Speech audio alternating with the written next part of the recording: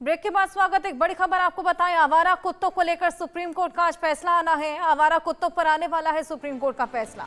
आज आदेश पारित करने की तारीख तय की गई थी। सभी मुख्य सचिवों ने सुप्रीम कोर्ट से बिना शर्त माफी मांगी। सुप्रीम कोर्ट ने मामले में स्वतः संज्ञान भी लिया था। ये अहम फैसला आज आने वाला है। आवारा कुत्तों को लेकर सुप्रीम कोर्ट ने मामले में संज्ञान लिया है। आवारा कुत्तों को लेकर आज ये फैसला सुनाया जाएगा। स्वतः संज्ञान सुप्रीम कोर्ट ने इस पूरे मामले में लिया। आदेश पारित करने समय आज की तारीख तय की गई थी। अब क्या ये फैसला रहने वाला है, सभी की निगाहें इस पर टिकी हैं, खास तौर पर डॉग लवर्स पर। उनके लिए आज बेहद महत्वपूर्ण दिन साबित होने वाला है। सुप्रीम कोर्ट का आज का फैसला निर्णायक साबित होगा, खास तौर पर स्ट्रीट डॉग्स यानी कि आवारा कुत्तों को लेकर।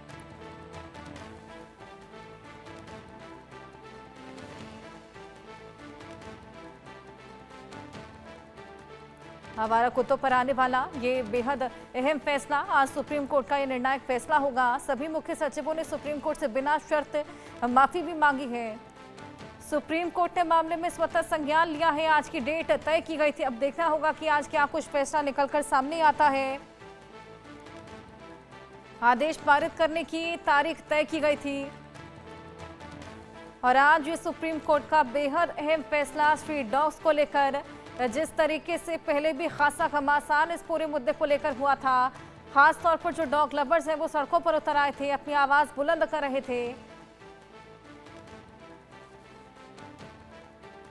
ये बेहद अहम और महत्वपूर्ण फैसला आज का रहने वाला है। निर्णायक फैसले के तौर पर इसको देखा जा रहा है। आइए और जानकारी लें। संभव शर्मा हमारे सहयोगी जुड़ गए हैं। संभव, स्ट्रीट डॉग्स को लेकर ये फैसला बेहद महत्वपूर्ण होने वाला है और स्ट्रीट जो डॉग लवर्स है खास तौर पर, उनके लिए आज सभी की निगाहें इस पर टिकी हुई है। क्या लगता है इस फैसले में क्या निकलकर सामने आ सकता है? ये 3 जजेस की स्पेशल बेंच है, जहां जस्टिस विक्रमनाथ, जस्टिस संदीप मेहता और जस्टिस एनवी अंजारिया, 3 जजेस की ये सुप्रीम कोर्ट की बेंच इस मामले की सुनवाई कर रही है। और आज इस मामले को फैसले के लिए कहा था, क्योंकि जब पिछली सुनवाई हुई थी तो बेंच ने कहा था कि हम एक फैसला जल्द ही एक फैसला इस पर देंगे। तो और अगली तारीख के लिए ये उम्मीद थी कि आज फैसला आ सकता है। और चूंकि आज ये मामला लगा हुआ है तो ये उम्मीद है कि आज सुप्रीम कोर्ट कोई फैसला सुना सकता है। लेकिन जो आवारा कुत्तों का मामला है, अगर हम डिटेल में बात करें इसमें, तो लगातार इसमें सुप्रीम कोर्ट में हियरिंग चल रही है। अगस्त 11 की पहली हियरिंग, जहां पर दूसरी सुप्रीम कोर्ट की 2 जजेस की बेंच थी। बाद में उस अगली हियरिंग हुई तो जो 11 अगस्त का फैसला था उसमें थोड़ा बदलाव किया गया और जो एनिमल बर्थ कंट्रोल रूल्स हैं उसके अनुसार आदेश दिए गए राज्य सरकारों को कि आप उसके अनुसार काम करें और जिसमें डॉग्स जो हैं, कुत्ते जो हैं, उनका स्टेरिलाइजेशन करके उनकी नसबंदी करके उन्हें उसी इलाके में छोड़ा जाए जहां से उन्हें उठा के लाया गया है। और साथ ही साथ सभी राज्य सरकारों से जवाब मांगा था और ये सुप्रीम कोर्ट ने कहा था कि हम सब राज्य सरकार जब जवाब दे देंगे उसके बाद विचार करेंगे कि आगे इस पर क्या कार्रवाई करनी है। तो ये उसके बाद राज्य सरकारों में कई राज्य सरकारों से जवाब नहीं आए। उसके बाद सुप्रीम कोर्ट ने राज्य सरकारों के चीफ सेक्रेटरीज को निजी रूप से, मतलब पर्सनली फिजिकली प्रेजेंट होने को कहा कोर्ट में। तो जो पिछली हियरिंग थी उसमें सभी चीफ सेक्रेटरीज फिजिकली प्रेजेंट थे और जो 1-2 नहीं थे उसके लिए सॉलिसिटर जनरल तुषार मेहता ने खुद कहा कि वो निजी रूप से उन्हें जानते हैं और वो इस मुद्दे पर काम कर रहे हैं, गंभीरता से काम किया जा रहा है। तो इस एक तरह से सभी राज्यों के चीफ सेक्रेटरीज ने अपना हलफनामा दाखिल किया, सुप्रीम कोर्ट में अपना जवाब दाखिल किया।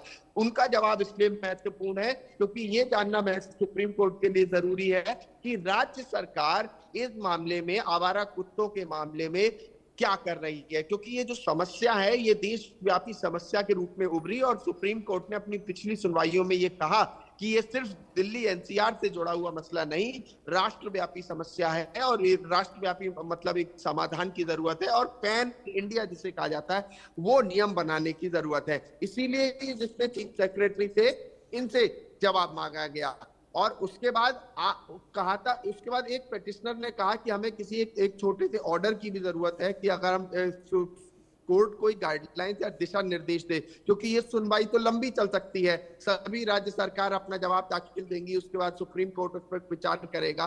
तो ऐसे में सुप्रीम कोर्ट आज कोई ऑर्डर पास कर सकता है, ये महत्वपूर्ण है। और सुप्रीम कोर्ट का कोई भी ऑर्डर राष्ट्रव्यापी होगा और पूरे देश में उसका असर देखने को मिलेगा। 3 जजेस की ये बेंच है, लगभग 10:30-11 बजे ये मैटर सुनवाई के लिए सुप्रीम कोर्ट में आएगा। बिल्कुल संभव कोई अंदर खाने खबर मिल पा रही है कि क्या ये जो डॉग लवर्स हैं उनके पक्ष में फैसला आ सकता है, क्योंकि इससे पहले भी खासा मुद्दा ये गरमाया था और तमाम डॉग लवर सड़कों पर उतर आए थे अपनी आवाज को बुलंद करते हुए।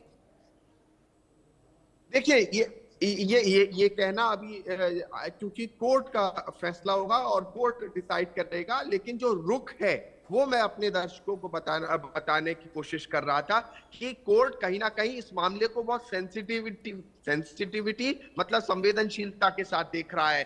और संवेदनशीलता और गंभीरता इस बात से बिल्कुल साफ हो जाती है कि कोर्ट ने सभी राज्यों के चीफ सेक्रेटरीज को निजी रूप से, जो मुख्य सचिव होते हैं उन्हें निजी रूप से उन्होंने कहा था कि आप फिजिकली प्रेजेंट रहें, कोर्ट के अंदर मौजूद रहें।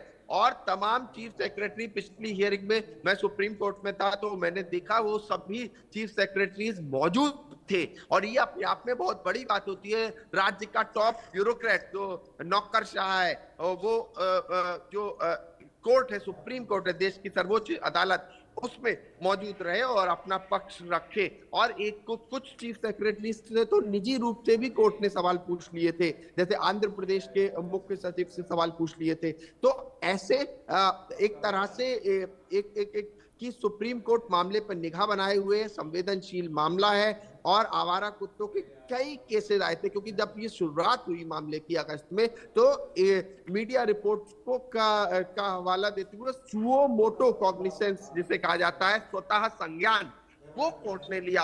और स्वतः संज्ञान अपने आप में एक बड़ी बात हो जाती है कि कोर्ट आवारा कुत्तों के मामले में स्वतः संज्ञान ले रहा है। और कोर्ट ने स्वतः संज्ञान लिया, कार्रवाई की, एक ऑर्डर पास किया। हालांकि उस ऑर्डर को बाद में सुप्रीम कोर्ट ने संशोधित किया और लगातार सुनवाई चल रही है। तो ये मामला साफ है, कोर्ट संवेदनशील है, चीजों को लेकर सेंसिटिव है, आवारा कुत्तों के इस मामले को लेके।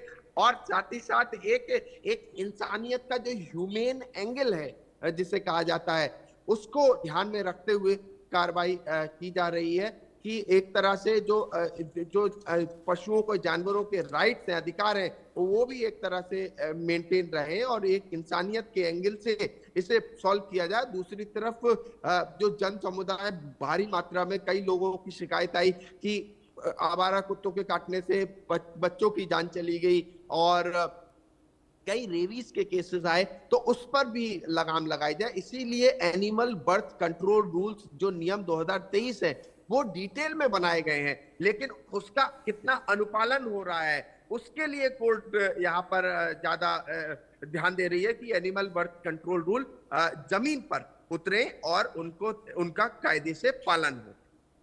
बिल्कुल, यहाँ पर बर्थ कंट्रोल को लेकर अब देखना होगा क्या कुछ ये फैसला, स्ट्रीट डॉग्स को लेकर क्या कुछ फैसला। लेकिन इसी बीच हमने देखा था जो मुख्य सचिव थे वो माफी भी मांगते नजर आए थे सुप्रीम कोर्ट से।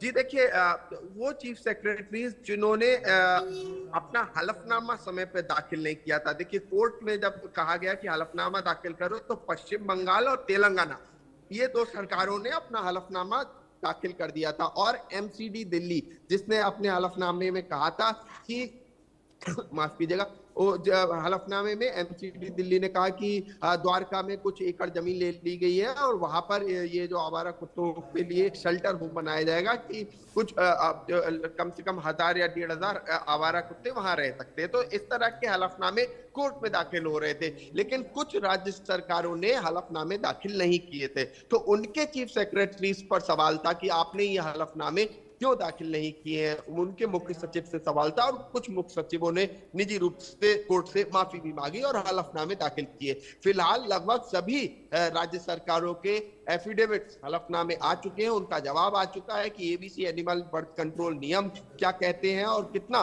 काम उनकी सरकारों ने इस मामले में किया है।